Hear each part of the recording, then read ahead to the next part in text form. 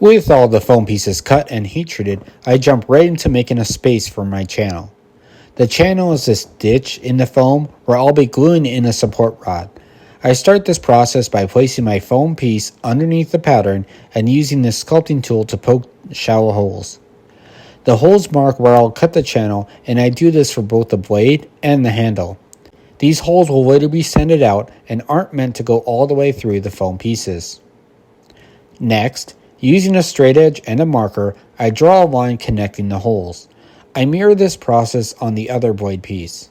Now, with all that done, I pull out my Dremel and start sanding out the channel. I have to be slow and careful. My foam is only 5mm thick. For that internal support, I'll be using a 3/32" welding rod. I always use one on bladed props as they need the support to hold their own weight up. Now, back to sanding, I usually start shallow and test the depth by placing the rod into the channel. Only half of it can stick up.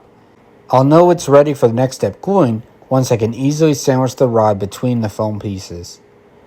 With that step complete, we're ready to glue our foam pieces together.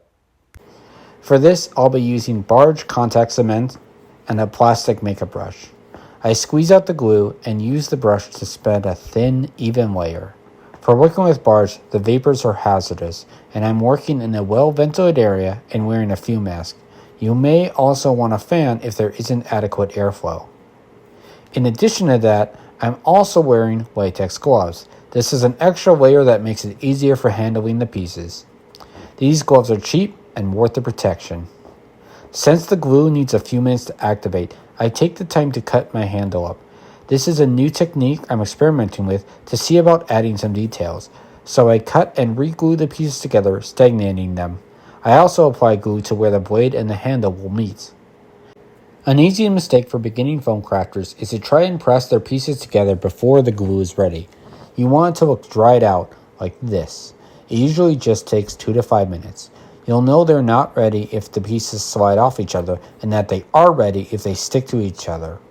Since the glue needs time to set, I'll apply the glue to multiple pairs of pieces before trying to press them together. Lining up my edges, I start with the blade. Then I do one side of the handle, then the other side of the handle. Finally, off camera, I add the handguard. Lastly is the pommel. I glue the inside and the top of the pieces, as well as the bottom of the handle. Now it's all glued together, but there is still some fun. The edge is still bulky, so next video I'll be giving this prop an edge.